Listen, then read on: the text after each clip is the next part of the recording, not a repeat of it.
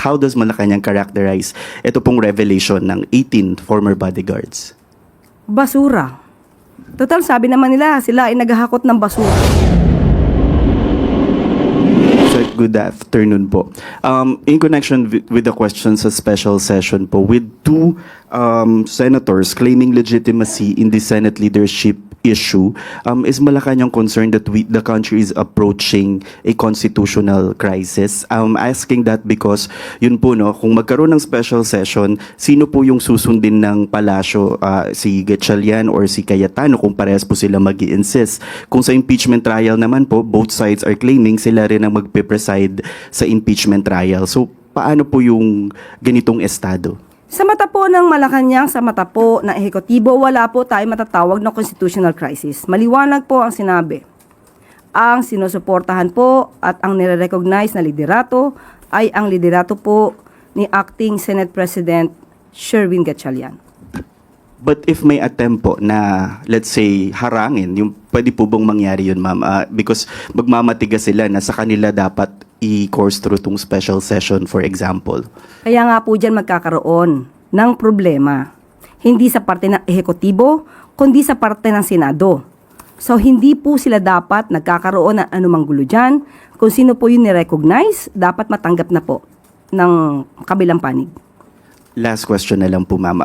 Yesterday, na-point out po yung inconsistencies sa testimonies ng 18 former bodyguards of former Congressman Zaldico.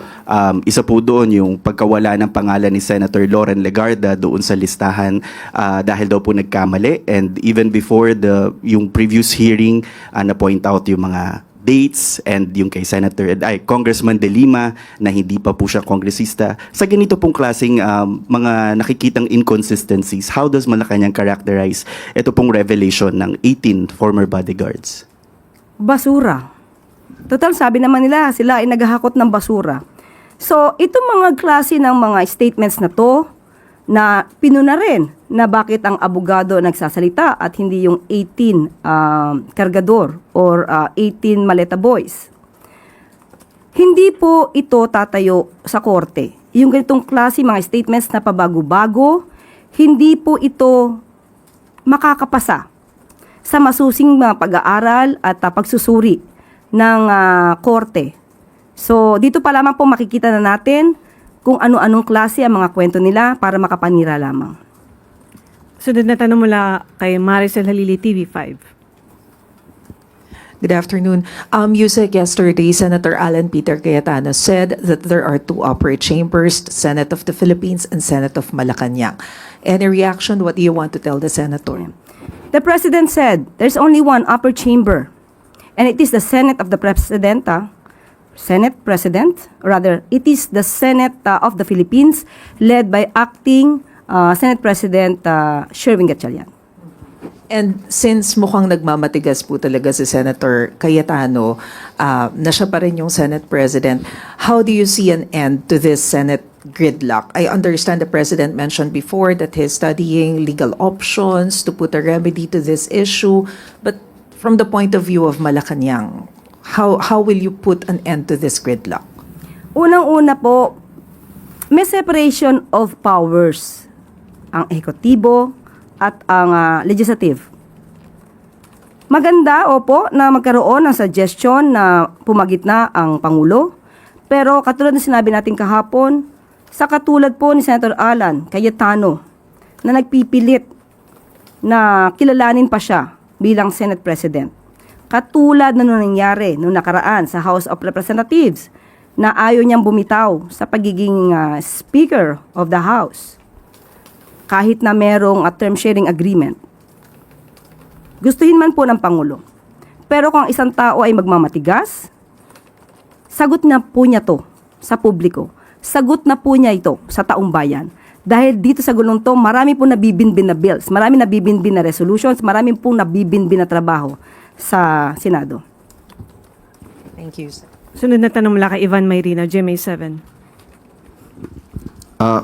Ma'am, kagabi, the First Lady was spotted speaking to Senator Alan Peter Cayetano in an event with the Chinese Chambers of Commerce. would you know kung ano po yung napag-usapan? Napag-usapan po kaya itong impasse sa Senado? Una-una, hindi po natin katabi sa First Lady, hindi po natin alam kung ano kanila panag-usapan, but definitely sa pagiging mabait po ng ating unang ginang, normally it's just a friendly talks na, kamustahan. The way I see it po, ganun po ang First Lady sa aking pagkakakilala. Pero walang masasabi nating politika. On another point, senators are raising the alarm over what the NBI flagged as a potential security threat to the Senate.